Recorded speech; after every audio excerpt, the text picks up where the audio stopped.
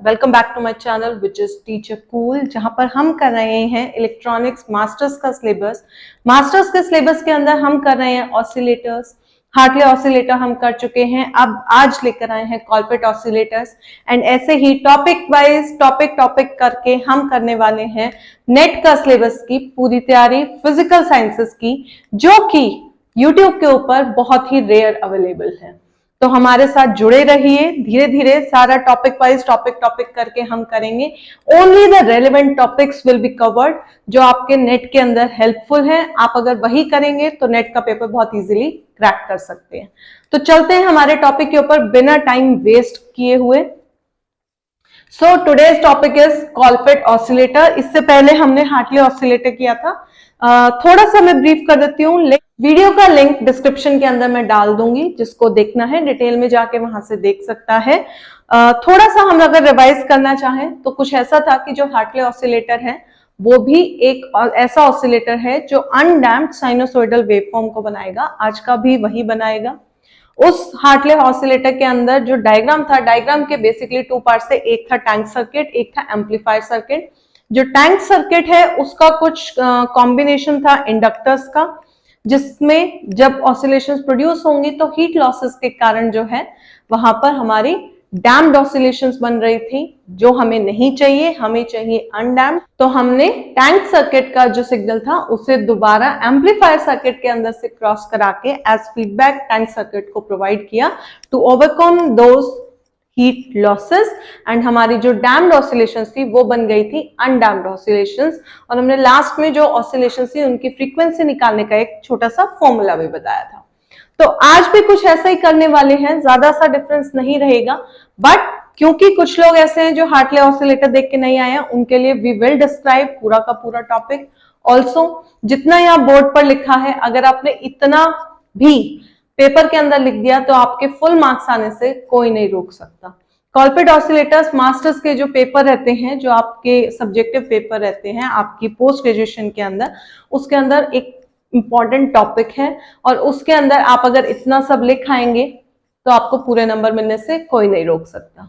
Right, this much is sufficient. अभी आपको देखने में लग रहा होगा कि बहुत ज्यादा लिखा हुआ है, but once we start explaining आपको पता लगेगा these are just the keywords. And आपको अगर समझ आ जाता है तो आप डायग्राम को देखते जाइए एंड लिखते जाइए, ज्यादा मुश्किल नहीं है। सो स्टार्ट करते हैं ऑसिलेटर की डेफिनेशन से। It says an oscillator is an electronic device which converts a unidirectional current.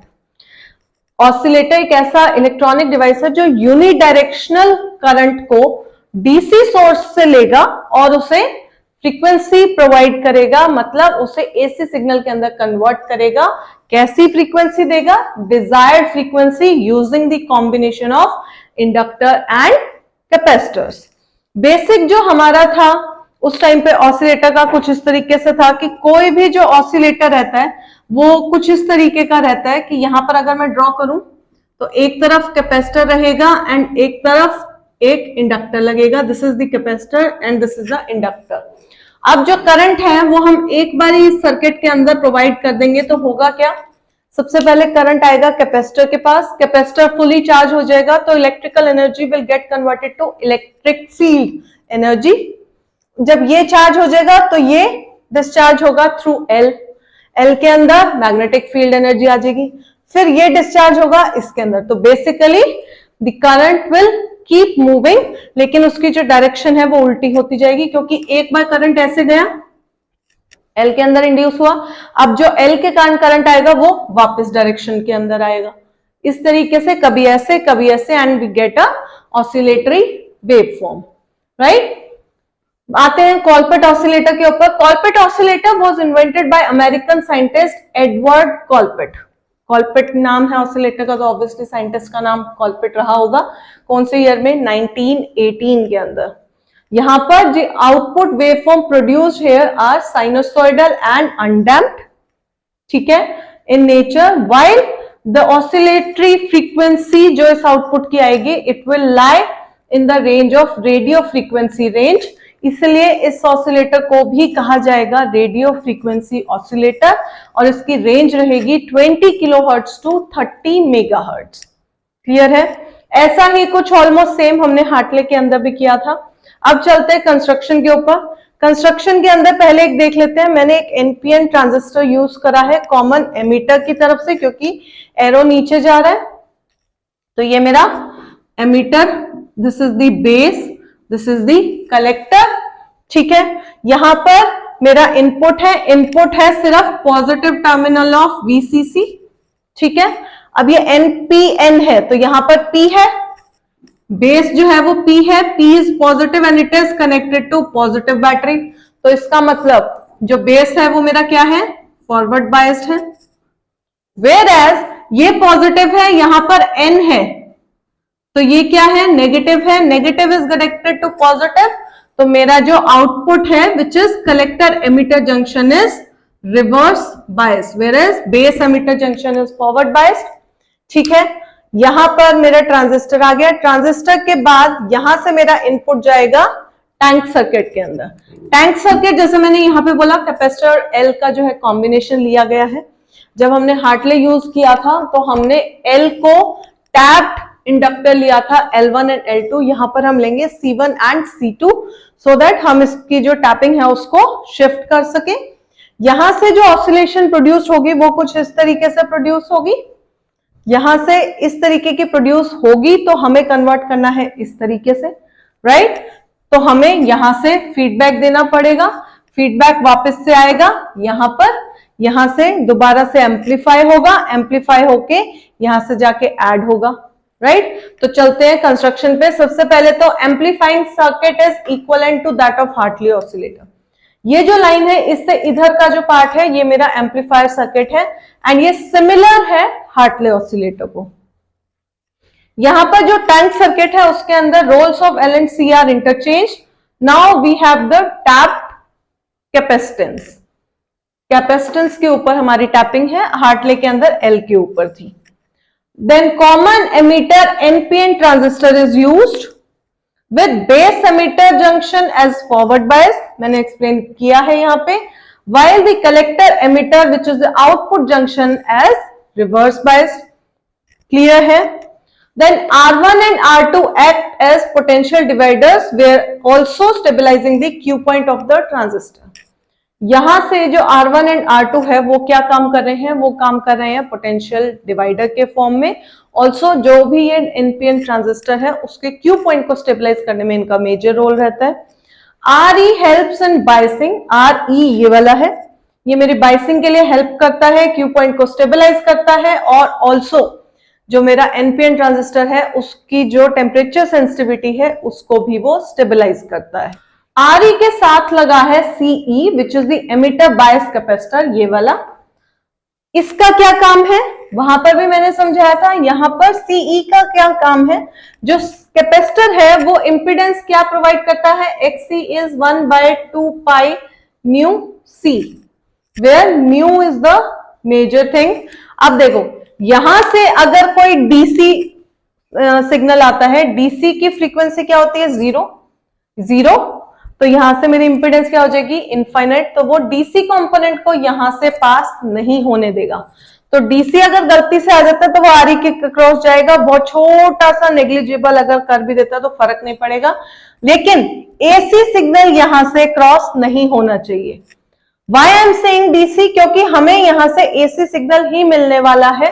तो एसी के अंदर 1% अगर डीसी कंपोनेंट रहता है तो वो हमें बॉदर नहीं करता है। यहां से एसी आने वाला है, एसी जो है वो आरई के थ्रू नहीं जाना चाहिए, क्योंकि अगर वो आरई के थ्रू गया, एसी करंट अगर यहां से आरई के थ्रू गया तो एक पोटेंशियल ड्रॉप आ जाएगा, जिसके कारण एनपीएन का इफेक्टिव सिग्नल वेरी कर जाएगा, और सिग्नल वेरी कर गया तो हमारा जो पोटेंशियल गेन है वो चेंज हो जाएगा। इसके लिए जरूरी है सीई। यहां से जब भी एसी करंट आएगा तो वो सीई उसे अलाउ करेगा खुद में से क्रॉस करने को, और उसके कारण हमारा आरई के क्रॉस कोई भी पोटेंशियल ड्रॉप नहीं होगा, इफेक्टिव सिग्नल चेंज नहीं होगा, पोटेंशियल गेन जो है वो कॉम्प्रोमाइज नहीं होगा, right. CI and C naught used to block the DC signal to pass through। CI C naught हमें क्या चाहिए, एसी को ही हमें कन्वर्ट करना है, यहां से फीडबैक में ला रहे हैं, तो यहां से मेरा एसी करंट आने वाला है। AC current once again same logic से यहां से मेरा डीसी कंपोनेंट नहीं आगे जाएगा, सिर्फ एसी कंपोनेंट आगे जाएगा और वही मेरा एम्पलीफाई होगा। सिमिलरली यहां से भी सिर्फ अगर बाय चांस कोई डीसी आ जाता है वो रुक जाएगा एंड सिर्फ एसी जाके दोबारा से फीडबैक के अंदर ऐड होगा। RFC which is the radio frequency चौक, यहां पर ये क्या करेगा, ये एसी कंपोनेंट को रोकेगा। क्यों? क्योंकि ये जो है मेरा VCC this is my DC और V0 क्या है मेरा AC। So we are converting DC to AC, right. तो यहां से DC में AC नहीं आना चाहिए, यहां से डायरेक्ट DC जाएगा। DC यहां पे जाके एक ऑसिलेटरी फॉर्म बनाने स्टार्ट करेगा, तो हमारे पास यहाँ पे AC को DC को रोकना है, राइट। देन लास्ट इज यहां पर सिंगल DC सप्लाई यूज किया गया है, सिर्फ पॉजिटिव टर्मिनल यूज करा गया है क्योंकि यहां पर हमने बताया कि पॉजिटिव N के ऊपर आ रहा है, that is why it is a reverse biased, right. यहां से क्लियर है, ये आ गया मेरा पूरा का पूरा जो है कंस्ट्रक्शन। यहां पर L डैश जो है it is mutually coupled to L और L डैश से हम V0 आउटपुट लेने वाले हैं। I hope construction is clear, right. अगर थोड़ी सी भी कंफ्यूजन है तो आप वीडियो को दोबारा से पीछे जाके देख सकते हैं। हम चलते हैं दोबारा से हमारे आगे नेक्स्ट टॉपिक पे विच इज वर्किंग। वर्किंग पे चलते हैं सीधा। पैराग्राफ लिखने से बेटर है आप फ्लो चार्ट बनाओ, राइट। तो हमने पहले की को प्रेस किया, की प्रेस करते ही यहां से IC आया, IC इंक्रीज होगा, यहां से जाएगा C1 एंड C2 को जाके यहां पर चार्ज करेगा। यहां पर इलेक्ट्रिक फील्ड मैक्सिमम हो जाएगी, यहां से ये डिस्चार्ज होगा थ्रू L, ये वाला L, वहां से Emax will get converted to magnetic field energy, right. Magnetic field energy में कन्वर्ट हो गया। Then this magnetic field energy of L will discharge to C1 and C2 again, दोबारा से magnetic field will get converted to electric field and so on. तो ये signal, ये loop चलता जाएगा। हमारी आउटपुट क्या आएगी, कुछ इस तरीके की आएगी। ये क्या है, डैम्प्ड है। डैम्प्ड क्यों है, बिकॉज एवरी टाइम जब मेरी एनर्जी कन्वर्जन हो रही है तो यहां पर हीट प्रोड्यूस हो रही है एंड हीट लॉसेस हो रहे हैं। Pertaining to these heat losses मेरा जो सिग्नल वेवफॉर्म है, जो आउटपुट वेवफॉर्म है, it is coming out to be damped. Required क्या है, अनडैम्प्ड, राइट। तो क्या करना होगा, AC voltage developed eight C2 के ऊपर जो AC वोल्टेज डेवलप की गई है it is used as feedback through CI। यहां पर C2 आएगा, C2 से मेरा जो AC वोल्टेज प्रोड्यूस हुई वापस गई CI के थ्रू is fed back to NPN transistor through transistor with 180 degree phase shift. अब देखो हो क्या रहा था, यहां पर 180 डिग्री का फेज शिफ्ट था। हर बार जब मैंने बोला कि एक बार करंट ऐसे, एक बार ऐसे, एक बार ऐसे, एक बार ऐसे, तो मेरा 180 डिग्री का फेज शिफ्ट आ रहा था। अब यहां से जब मैंने AC वोल्टेज को फीडबैक दिया NPN में, यहां से जब वो एम्पलीफाई होगा तो एट दिस पॉइंट मेरा 180 डिग्री का फेज शिफ्ट और ऐड हो जाएगा। इससे फायदा क्या होगा कि ये वाला 180 प्लस ये वाला 180 जब इसमें आके ऐड होगा तो मेरा 360 डिग्री का ऐड होगा, या फिर आप कह सकते हैं 0 डिग्री फेज शिफ्ट होगा। तो मेरा सिग्नल डायरेक्टली जाके ऐड ऑन हो जाएगा with 180 degree phase shift, which will counterbalance the losses in the tank circuit and give desired output. Output desired कौन सी है, undamped sinusoidal wave. Output will be taken through mutually coupled L dash. L dash के through लिया जाएगा as V0. यहां पर frequency of the undamped oscillations जो वहां पर बनी है उसका फॉर्मूला क्या आएगा, हमने यहाँ पे L, C1 and C2 use करे हैं, तीन ही कंपोनेंट्स हैं, तो मेरा फॉर्मूला होगा mu is equal to 1/2 under the root LC। L ये वाला, C कौन सा, it is the combination value, series connection of capacitor का इक्विवेलेंट वैल्यू क्या रहेगा, C1 C2 bye C1 plus C2, right. तो यहां से मेरा फ्रीक्वेंसी आ गई आउटपुट वेवफॉर्म की। अब देखो कॉलपिट ऑसिलेटर किसने बनाया, क्लियर हो गया, कंस्ट्रक्शन हो गई which is quite similar to that of Hartley. Hartley में L1 L2 C था, यहाँ पर C1 C2 L है। वर्किंग भी ऑलमोस्ट सेम है, यही डायग्राम वहां चला था, यही आउटपुट आया था, यही हीट लॉसेस हुए थे, यही से फीडबैक लेके दोबारा ऐड किया गया था जिसने फेज शिफ्ट किया था और मेरा रिजल्ट बाहर निकल के आया था through mutually coupled L dash वहां पे भी था और मेरा फॉर्मूला यहां पे निकल के आ गया in terms of C1 and C2। अब बात करते हैं एडवांटेजेस। कॉलपिट ऑसिलेटर यूज करने के ऑब्वियसली कुछ तो एडवांटेजेस होंगे तभी ये यूज होता है। तो फर्स्ट वन इज कि ये बहुत हाई फ्रीक्वेंसीज को भी जनरेट कर सकता है। इसकी रेंज है रेडियो फ्रीक्वेंसी रेंज, लेकिन ये काफी हाई फ्रीक्वेंसीज को भी जनरेट कर सकता है। Second, high and low temperatures को विदस्टैंड कर सकता है। इसके अंदर की जो वायरिंग है या जो कंपोनेंट्स हैं वो सारे टेम्परेचर की वेरिएशन को विदस्टैंड कर सकते हैं। लास्ट इज फ्रीक्वेंसी स्टेबिलिटी बहुत ज्यादा है कॉलपिट ऑसिलेटर के अंदर। एक पर्टिकुलर फ्रीक्वेंसी के ऊपर वो कितना स्टेबल आउटपुट दे सकता है, it is very very high. इसका मतलब हाई फ्रीक्वेंसी के ऊपर स्टेबिलिटी नहीं, फ्रीक्वेंसी के ऊपर स्टेबिलिटी हाई है, right. Last is application. Application part सबसे जरूरी होता है क्योंकि मैम आप पढ़ा रहे हो तो ये हमारे यूज कहां पे हो रहा है, कोई तो ऐसा एग्जांपल दो जो आप रूटीन लाइफ में बता सको। तो भाई देखो रेडियो फ्रीक्वेंसी में यूज हो रहा है, रेडियो फ्रीक्वेंसी ऑसिलेटर है, तो सबसे पहली चीज तो आ जाएगी कि रेडियो रिसीवर्स, आपकी गाड़ी के अंदर रेडियो है, आपके मोबाइल फोन्स के अंदर रेडियो है, या ट्रांजिस्टर्स हैं, कारवा हैं, जो भी अप्लायंसेस आप यूज करते हैं उसके अंदर रेडियो रिसीवर्स के फॉर्म में ये यूज हो रहा है। देन मोबाइल एप्लीकेशंस, बहुत सारी मोबाइल एप्लीकेशंस आजकल ऐसी हैं जो रेडियो सिग्नल फ्रीक्वेंसी के अंदर कैच करते हैं, वहां यूज हो रहा है। ऑल्सो यहां पर हमने बोला ये हाई एंड लो टेम्परेचर को विदस्टैंड कर सकता है, इसका मतलब ये एक पर्टिकुलर टेम्परेचर रेंज के बीच में आपको टेम्परेचर बता सकता है अपनी प्रॉपर्टीज को यूज करके। जरूरत क्या रहेगी, एक एडिशनल सर्किट की। अगर मैं इसके साथ एक एडिशनल कोई सर्किट लगा दूं तो मेरा जो कॉलपिट ऑसिलेटर है वो एक टेम्परेचर सेंसर की तरह भी काम कर सकता है। So this was all about कॉलपिट oscillator, very easy. Diagram एक बार समझ में आने वाली बात है, उसके बाद कोई प्रॉब्लम नहीं है। अगर यूं लग रहा है कि मैम थोड़ा सा है तो आई वुड सजेस्ट कि वीडियो को एक बार समझने के तरीके से आप देख चुके हैं, दोबारा एक बार जस्ट गो थ्रू इट, जैसे आप कोई गाना देख रहे हैं। दूसरी बार जब निकलेगा things will be very very clear and yes, topic will be prepared. So this was all for today. This is Colpit Oscillator and this is Teacher Cool channel.